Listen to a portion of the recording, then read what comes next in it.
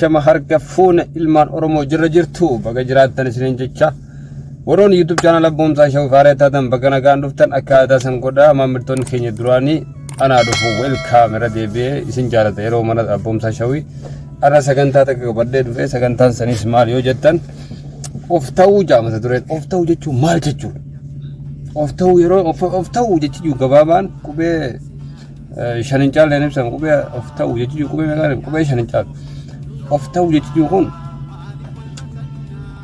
yoo hiikame gara jechoota miliyoonaan lakkaa'amutti hiikamuu danda'a. Isin galee of ta'uu jechuun waan salphaa miti. Of ta'uu jechuun maali? Jalqaba eenyummaa kee qabattee ittiin boontee of taatee jiraachuudha. Amma namoonni baay'een of ta'uu irraa baay'ee fagaatanii jiru. Kaan wallaalummaan, kaan gara qabsootiin, kaan gama jireenya hawaasaatiin, kaan gama amantiitiin. Irra guddaa baay'ee bakka kanatti waa'ee amantiitiin wal qabatee namoonni hedduun amantiin eenyummaa ofii waan daangeessu itti fakkaata. Amantiin eenyummaa kee daangeessu. Amantiin of taateeti of fakkaattee amantii sanatti dheeyita malee osoo of hin taane osoo of hin fakkaatiin amantii sanatti illee dhaquu hin dandeessu. Namni of hin taane bakka takkattuu of ajaan qabu bakka takka illee gahuu hin danda'u yoomuu amantii keessa waan fedhe keessatti haa ta'u akka sabaatti. Tokkoffaa amma namni Oromoon waan qabu hedduu dhabee jira. Tokkoffaa amma namni amantaa ofiitiif jecha amantaa jechuun beekadhu waan fakkeessituu miti maqaadhaan maaliin harkaan hoo hin ta'u amantiidha. Amantiin gochaan keessaan irra guddaa keessa keeti. Waan gochaan gootu caalaa fakkeessitu caalaa gochaan gootu jechuun goote maaf rakkoon qabu. Wanni ati fakkeessitu fakkeessuun faayidaa hin qabu. Dhugaadhaan hojiitti hiikuudha. Keessa keeti wanni murteessi caalaa sii galee waan namni si argu waan dhoohisaa keetitti guyyaa guyyaan gootu si malee namni duraan beeku siif rabbi malee jechuudha. Ati ammoo namatti as baatee fakkeessitee akka nama waan gaarii godhu akka nama amantaa kanaaf baay'ee rabbi sodaatu fakkeessu rabbi sodaachuu fi nama sodaachuu adda baasaa beeka.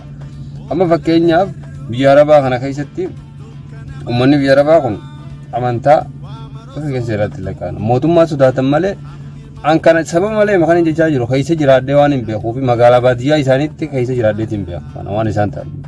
Sana dhaabbaleen isin jaayisanii galee amma namoonni keenya irra guddaan uffata amantaa jaanii uffata biitii teenya amantiinis hin bultu sabaanis hin bultu aadaanis bulaan jirtu baay'ee nama guba beekta waa'ee keenya kun yoo dubbatan nama guba waan dubbatanii dhiisanii qabu si galee Oromoon of ta'uu qabdi. Of ta'uu jechuun maal jechuudha? Jalqaba irratti eenyummaa kee yeroo mara ittiin boonuu qabda.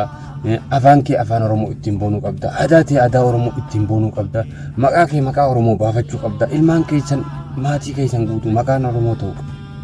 Kana jechuun amantii keessaa isin baasuuf miti. Amma namoonni hedduun maqaadhaan waan fakkeenyaaf amma maqaa sababoota maqaa namoota amantaa kiristaanaa osoo hin taane maqaa ulamaa guddaa jabaa tokko biyya Arabaa keessaa yoo beekame biyyoota amantaadhaa yoo beekame namni kunis akka nama sanii haa ta'u yaanii maqaa baasan maqaa miti noo hojiidha barnoomsa baratee dandeettii qabaannaan baratee hojjetee bakka san ga'uu danda'a maqaa saba biraatti isin fakkeessina maqaan amantii maqaan qabdu maqaan ka sabaati afaanii wal qabata rabbiin afaan Oromootiin baay'ee godhattee sira gaabar amma namni keenya yeroo guddaan ka biyya faranjii dhaqee biyya faranjiitti rasiim jechuun intarnaashinaal rakkooleen qabu akka addunyaatti afaan faranjii haasa'uu jaalataa ka biyya Arabaa dhaqee yookaan immoo ka Arabii baratee amantaa dana qabu afaan Arabaatiin rabbi kadhachuu afaan Arabaatiin haasa'uu jaalataa ka amantaa kiristaanaa qabu afaan Amaaraatiin haasa'uu jaalataa maqaa Amaaraa baafachuu jaalataa barbaduu fi akka kanan ta'u bara saba balleessuu jirtanii bara saba guddaa bal'aa kana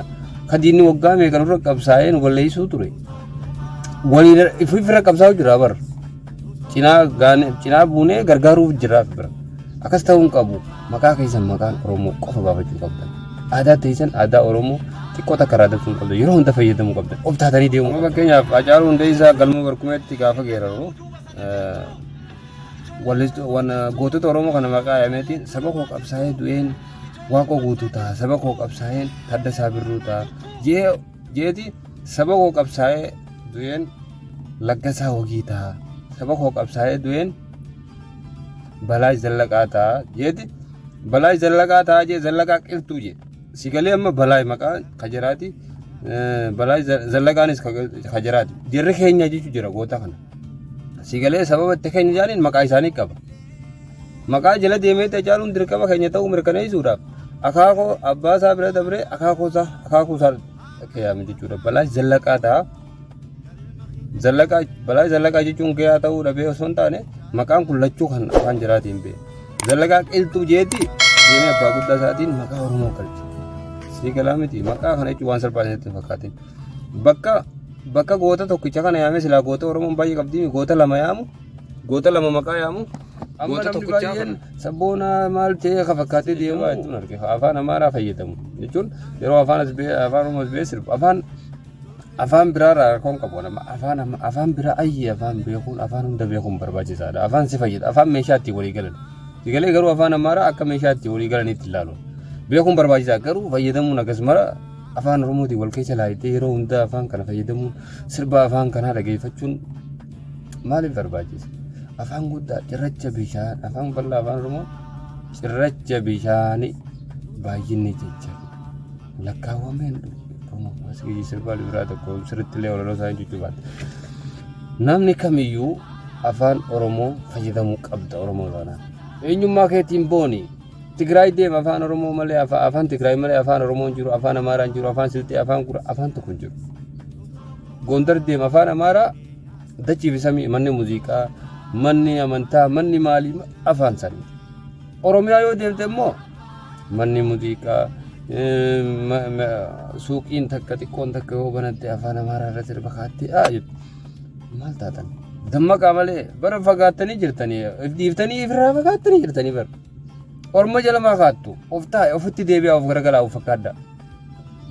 Aadaa keessan jabeessa afaan keessan jabeessa eenyummaa keessan jabeessa amantaan garuu keessa malee waan gubbaa fakkeessitu miti amantaan tarrabbiitii fi rabbi jidduu waan jirtuuf siifi waaqa jidduu waan jirtuuf siifi waaqa wal beeka keessa waaqni keessa argame garuu fakkeessuu hin taatu amantaan hin fakkeessan amantaan laphee keessa waan jiraatti waan dhugaa sanitti amantii ati hojjettu malee waan fakkeessitu waan maqaadhaan uffataan mul'iftu miti biyya kanatti amma Paakistaniin masgiida maal yeroo deemtu uffata yeroo hunda uffata yeroo hojii yeroo akkas dirree idaa maal deemtu hunda uffata isaanii fayyadamtu uffata aadaa isaanii jechuun Suudiin amma ni jaallattu nama uffata kanaan yeroo hedduu harkaatiin oola nama akka isaanitti gaala waan akkana waan gubbaa kaatan san imaamata kana gubbaan waan gurraatii takka kana kan takka jirte waan sanii fi kana uffata isaanii kana kaattee moontee deemte ejjensiyya lammiin kee maali bitti ta'e siin jaanis gaafatanii akka balee nama kanarraa darbuu jiru uffata kana isin galee sababa biraa fakkaachuun jaallatamina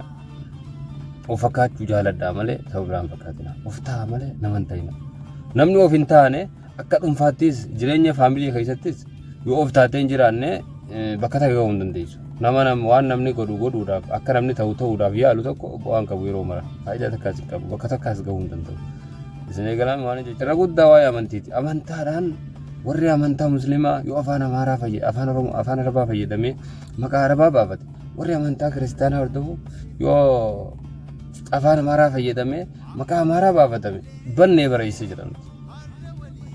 Ta'uun qabu malee seenaa gabaabduu takka Haacaaluu Hundeessaa abbaan isaa Hundeessaa Boonsaa abbaa isaa osoo hin ta'in abbaan guddaan isaa Boonsaan Haile Sillaasee mootargii gaaf tokko akka carraa ta'e gara Finfinnee deemee maatii isaa waan irra gurguruu jira dhiifama. Amma akka carraa ta'e waardiyaa nugusa biyya sanii yeroo saniif ta'uudhaaf dirqama maqaa jijjiirrachuu qabna. Maqaa isaa Boonsaarraa gara Gabramadiin jijjiire. Galee Boonsaa ta'ee hojjechuu hin danda'u. Fakkaachuurraa baheeti isaan fakkaatee jiraachuu danda'u.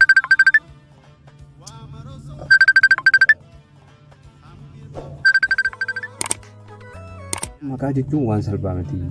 Ormi maaliif maqaa isaanii sirra fe'a afaan isaanii sirra fe'a suma kanaa'u ergamaa isaanii si godhataniiti ofiin si yaaman waan gaariitti godhu biyya kee balleessan saba kee maqaa balleessan ofumaaniif yaaman jechuudha seenaa namaa ni haatan jette si galee as keessatti maqaa ofii aadaa ofii afaan ofii fayyadamuun baay'ee barbaachisaadha keessattuu maqaa kana baasuun baay'ee murteessaadha waa hedduu jira yoo balleessinee dubbannee haala yerootiin wal qabate jechuudha waa hedduu kaasuu dandeenya amma asumarratti gabaabsaa yeroo biraa sagantaa biraatiin amma walitti deebinu yeroo gaarii qabaadha.